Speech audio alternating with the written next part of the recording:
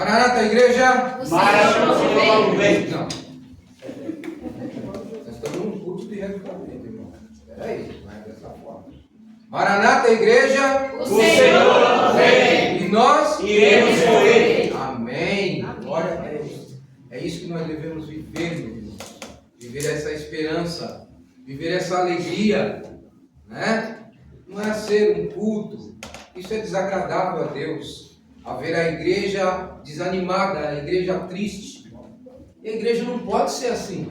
A igreja tem que ser alegre. Ela tem que contagiar as pessoas lá fora. Como é que você quer contagiar as pessoas? Se a pessoa passa ali na rua ali e ouve você cantando. Seja o coração alegre, sempre alegre. Irmão, você está contagiando alguém? Você está dando esperança para uma pessoa? A pessoa passa ali e fala, meu Deus, que é isso? Essa igreja aí não dá incentivo, não dá alegria nenhuma. E a igreja, irmãos, ela tem que ser alegre, ela tem que ser viva, né? Mas ela precisa de um propósito muito importante. Qual é esse propósito? O reavivamento, a transformação, a reforma, né? Que é este o culto, o privilégio dessa vigília que nós estamos fazendo hoje. É transformar a igreja, é mudar os propósitos num propósito de alegria, né? Num propósito de boa comunhão com Deus e com o Espírito Santo. Amém? Amém. Nós vamos ler aqui alguns versículos e também eu quero mostrar algumas coisas que Ellen White fala a respeito do reavivamento. Tá? Mas antes de nós abrirmos a palavra, vamos orar mais uma vez, pedindo a direção do Espírito Santo. Do jeito que estamos mesmo, vamos curvar nossas frontes. Deus Todo-Poderoso, Criador dos céus e da terra. Mais uma vez, Senhor Deus, na continuação deste reavivamento, desta vigília, bom Pai, queremos pedir para que o Teu Santo e Bom Espírito venha se fazer presente sobre cada um de nós, bom Pai. Nos dar entendimento sobre a Tua Santa Palavra. E que possamos a cada dia, Senhor Deus, ser transformados por esse poder, para levar uma mensagem de alegria, uma mensagem de salvação, uma mensagem de esperança, Senhor Deus, para aqueles que estão neste mundo, bom Pai. Ajuda aqui a cada um de nossos irmãos, a cada família representada que está aqui nesta noite, no propósito de Te adorar e também ser transformado por esse poder que só o Teu Santo Espírito pode fazer em nós. Assim como fez lá em Pentecostes, transformando, Senhor, a vida dos discípulos, bom Pai, assim seja com cada um de nós nesta noite. Desde já agradecemos e pedimos essas bênçãos em nome de Cristo Jesus. Amém. Amém. Nós estamos neste propósito de reavivamento. E a Bíblia tem uma passagem bíblica no qual nos mostra aqui, nos fala como um homem, tá? E não queria ir naquele lugar falar alguma coisa, né, para aquele povo, uma mensagem de reavivamento, de reforma, tá? Transformou a vida daquelas pessoas, transformou a vida daquela cidade. E isso é importante, irmãos. Isso é muito importante que cada um de nós venhamos a ser um Jonas nesse tempo no qual nós vivemos. Eu gostaria que você abrisse comigo o livro de Jonas, no capítulo 4, ou melhor dizendo, no capítulo 3, e os versos 5 em diante. Jonas capítulo 3, do verso 5 em diante. E diz aqui: os ninivitas creram em Deus e proclamaram um jejum e vestiram de pano de saco, desde o maior e o menor. Chegou esta notícia ao rei de Nínive. Ele levantou-se de seu trono, tirou de si as suas vestes reais, cobriu-se de pano de saco e assentou-se sobre cinzas. E fez-se proclamar e divulgar em Nínive, por mandado do rei e seus grandes, nem homem, nem animais, nem boi, nem ovelhas, provem coisa alguma, nem os levem ao pasto, nem bebam água, mas sejam cobertos de pano de saco, tanto os homens como os animais. E clamaram fortemente a Deus, e se converterão cada um do seu mau caminho e da violência que há nas suas mãos. Quem sabe se voltará Deus a se arrepender e se apartará o furor da sua ira, de sorte que não pereçamos. Essas são as palavras do rei, né? Que proclamou esse reavivamento, essa transformação, essa reforma dentro do povo. Ele queria que o povo fosse transformado e fosse assim redimido pelo poder do Espírito Santo. Para quê? Para que Deus tivesse misericórdia.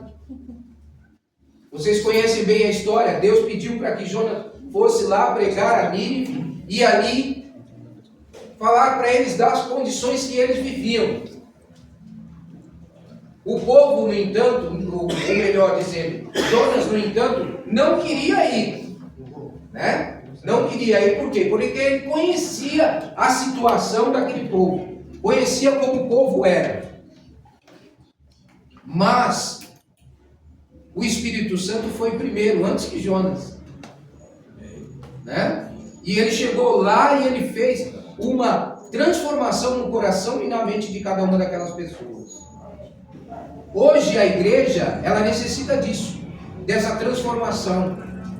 Nós vivemos por situações, irmãos, no qual nós nos apegamos tanto a problemas de doenças, a problemas familiares, a problemas do governo, a problemas do nosso país, as guerras que estão acontecendo, mas nós não estamos pegando isso aí, na verdade, essas questões, não estão nos pegando de surpresa. Pelo contrário, nós já sabemos que tudo isso vai acontecer, não é verdade? Não é verdade? É, irmãos. É verdade. Então por que eu preciso ficar na situação de desânimo, de tristeza?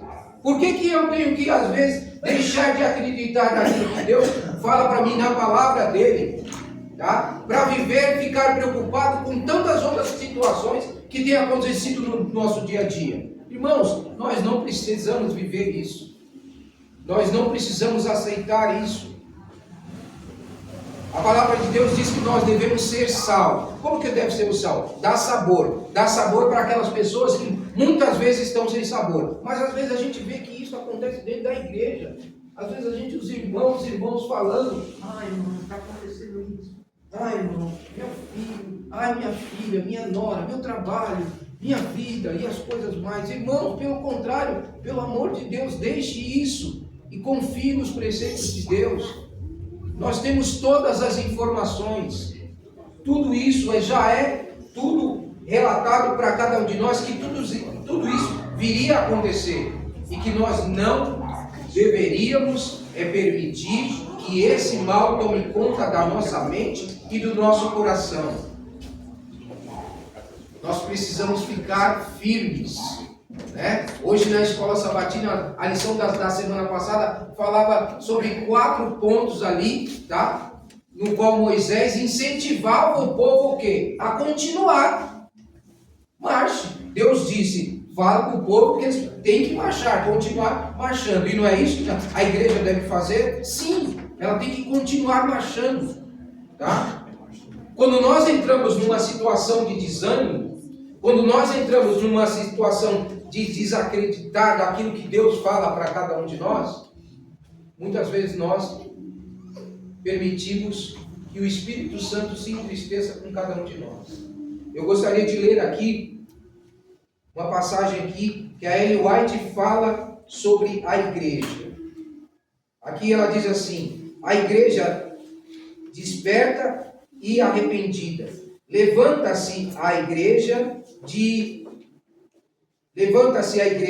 e arrependa-se das suas privações diante de Deus.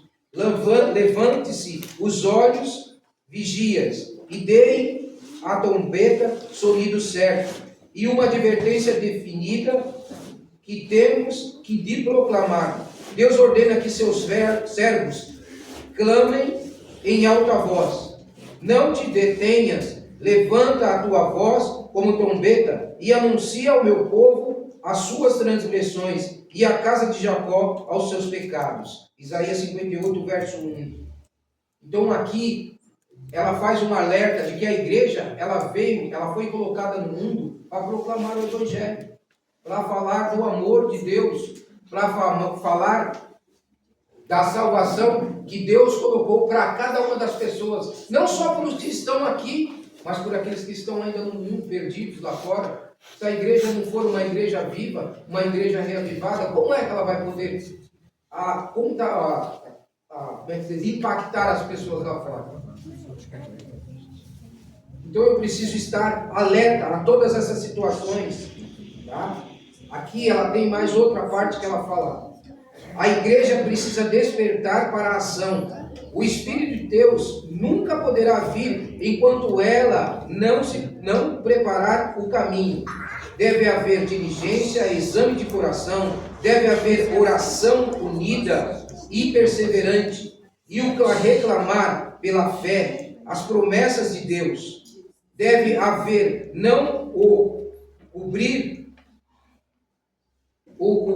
deve haver o cobrir com um pano de saco, a semelhança da sentença da antiguidade, mas profunda humilhação de alma. Não temos a mínima razão para congratulação e exaltação própria. Devemos nos humilhar sobre a potente mão de Deus. Ele aparecerá para confortar e dar bênçãos aos que deveras buscam. Então, o que eu preciso fazer? Eu devo buscar. Foi falado aqui, né, de outras pessoas, como o irmão Dirceu, como o irmão Michael, falou a respeito do quê? De que o povo de Deus, quando ele precisava ser transformado, quando ele precisava ser reavivado, ele entrava num estado onde ele iria no lugar ali, fechava a porta do quarto, ou escolhia num lugar lá onde tivesse muita natureza, onde houvesse muita calma, né? Como o próprio Jesus mesmo fazia, e ele ia lá e pedia esse reavivamento a todo momento. Eu tenho falado muitas vezes com a igreja aqui nos sábados, às vezes na quarta-feira, às vezes até mesmo no domingo aqui, quando a gente tem a oportunidade para falar alguma coisa sobre reavivamento e reforma, a gente fala, irmãos, vamos orar. Nós estamos vivendo num tempo no qual precisamos estar em oração. E aqui ela fala a respeito disso, orar, né? Vê aqui a parte que ela fala isso aqui. Cadê? Eu vou falar aqui. A igreja precisa despertar para a ação. O Espírito de Deus nunca poderá vir enquanto ela não preparar o caminho. Deve haver diligente exame de coração. Deve haver oração unida e perseverante. E o reclamar pela fé. Então isso eu preciso fazer todos os dias da minha vida. Eu preciso ser transformado. Irmão, se essa situação, essas palavras não venha me trazer esperança, não venha me trazer alegria, como é que eu posso estar na igreja? É claro, Jesus disse que nós passaríamos por essas situações. Nós teríamos tristeza, dor, perseguição. Glória a Deus por isso, né? Porque não é ser fácil ser cristão. Às vezes a pessoa acha que chegar aqui na igreja, sentar aqui, ouvir e viver tudo os preceitos de Deus é fácil, não. Enquanto nós vemos o mundo lá fora totalmente contrário. Mas a nossa esperança está aqui dentro quando nós estamos unidos no mesmo propósito. Amém? Isso precisa ser observado. Ó meus irmãos, entristeçais o Espírito e dareis lugar a que ele se afaste. Deixareis fora o bendito Salvador, por não estardes preparados para a sua presença. Deixareis almas perecer sem o reconhecimento da verdade, porque amais demasiado vossa comodidade para levantardes os fardos que Jesus carregou por vós? Despertemos do sono, sede sóbrios, vigilantes, porque o diabo, vosso adversário, anda em redor, bramando como leão, buscando quem possa tragar. 1 Pedro 5,8. Então a reforma, o revivamento, em muitos corações mal parece haver sopro de vida espiritual. E é uma grande verdade, irmão. Às vezes você vem na quarta-feira, é aquela grande lamentação, só tristeza, ai, gente doente, gente. Irmãos, por Cristo Jesus, conte as bênçãos. Meu irmão, hoje eu trabalhei muito bem, o Senhor me deu forças. Eu trabalhei, estou bem, graças a Deus. Mas quero pedir pela graça de Deus que venha trabalhar no coração da pessoa que eu tenho na família, um amigo que está doente. Hoje de manhã mesmo eu falei que eu fico triste de, às vezes, conversar com o irmão Mírio e ele dizer que essa é a última semana dele. Pois é. E ele está falando isso, sabe quando, pastor? Desde novembro do ano passado. Ah, meu irmão, essa é a minha última semana. Ah, meu irmão, não estou aguentando mais. Eu não vou passar dessa semana. Ah, irmão, eu vou fazer o exame a semana que vem, mas assim, eu acho que essa semana não vai passar. Irmão, eu falei para ele, irmão, o senhor está falando que essa semana o senhor não passa. Desde novembro para cá, o senhor está falando que o limite não ia passar. E o senhor já está em agosto. E agosto de quem? Agosto de quem? Pois é, irmão. Um homem, tá? Um homem que ficou desligado por 33 minutos. 33 minutos. E depois voltou à vida. Você acha que Deus não tem um propósito na vida desse homem? Tem, porque se ele quisesse que ele não tivesse aqui, já estaria descansando, né? No pó da terra. E a igreja, ela precisa também ter essa esperança, essa alegria. Vamos confiar no propósito de Deus. Vamos confiar no que Deus pode fazer por cada um de nós. E o que eu preciso fazer? Tá? Deus promete fazer uma restauração do Israel espiritual. Quem são o Israel espiritual? Somos cada um de nós que estamos aqui, né? Não é aquele Israel lá que está brigando lá com aquela guerra toda. Nós somos o Israel espiritual hoje. E Deus espera aqui fazer uma restauração. E aqui ele diz aqui, ó, em Amós, no capítulo 9, o verso 11, tá? Amós, capítulo 9, verso 11. Diz assim: naquele dia levantarei o tabernáculo caído de Davi, repararei as suas brechas, e levantando-os da sua ruína, restaurá-lo-ei, como fora nos dias da antiguidade, para que possuam o restante de Edom e todas as nações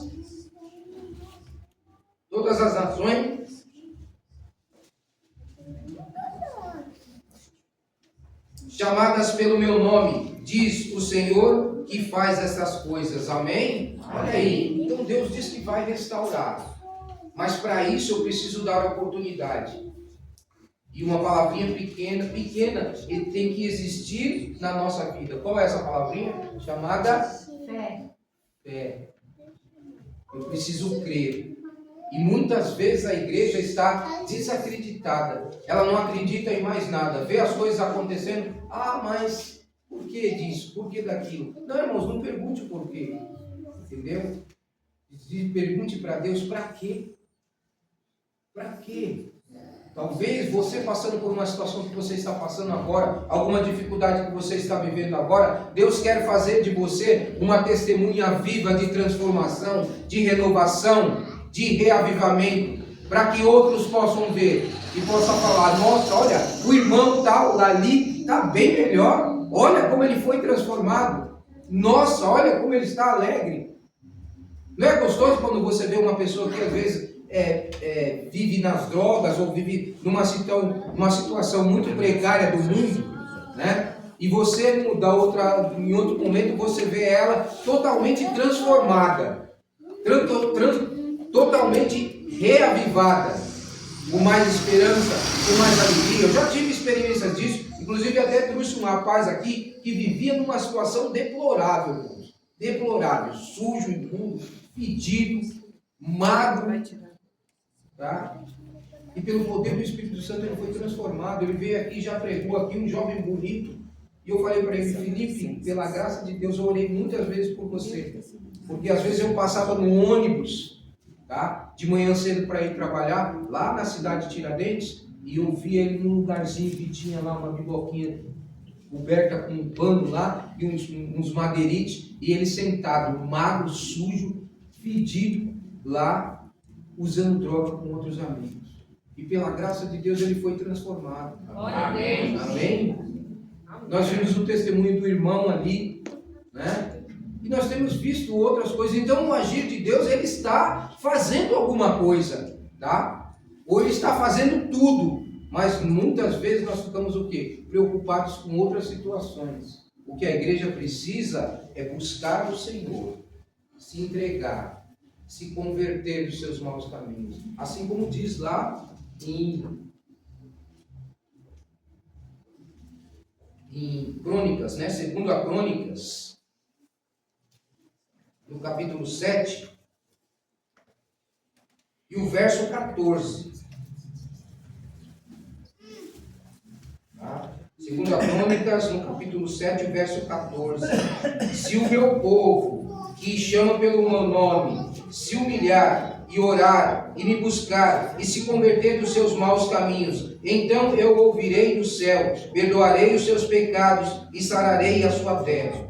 Amém? Amém. Estarão abertos os meus olhos e atentos os meus ouvidos à oração que se fizer neste lugar. Olha aí que glória, olha aí que bênção. Então Deus não está ali, irmãos, somente ouvindo por ouvir. Pelo contrário, talvez ali ele está já arrumando alguma situação para mudar a sua vida. E a igreja, ela precisa mudar os seus pensamentos. Mudar a sua condição de adoração. Nós vivemos num tempo, como eu já disse em todas as minhas orações, nas minhas pregações, e falo mais uma vez, que nós precisamos estar com o quê? Com o nosso joelho no chão. Nós precisamos nos redimir diante do Senhor, pedir direção a Ele do que nós devemos fazer, de como devemos fazer. A igreja passa por uma situação onde nós, às vezes, não vemos mais os membros, às vezes, quando vem na quarta-feira, é 4, 5, às vezes no domingo vem 2, 3, não é? E isso muitas vezes desanima a gente. Fala, puxa, eu vou na igreja para quê? Ninguém está indo mais. Mas pelo contrário, irmão, vá na igreja, procure buscar a Deus enquanto se pode achar. Esse é o momento para que a igreja possa ser reavivada. Se eu vir, o outro irmão vai vir também. Se o outro, ô irmão, tudo bem? Você vai para a igreja hoje? Vamos para a igreja. Vamos lá louvar. Então é esse momento que a gente precisa estar unido. Vamos lembrar lá os apóstolos. Eles estavam como? Quando o Espírito Santo desceu sobre eles. Estavam unidos, né? No mesmo lugar, no mesmo propósito. E a igreja, ela precisa fazer isso.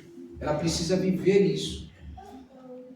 Devemos deixar, às vezes, as picuinhas, as situações horríveis, as situações de, muitas vezes, de querer ser mais um do que o outro. Pelo contrário, devemos viver um propósito de humildade. É isso que Deus quer para cada um de nós. É isso que Deus espera por cada um de nós.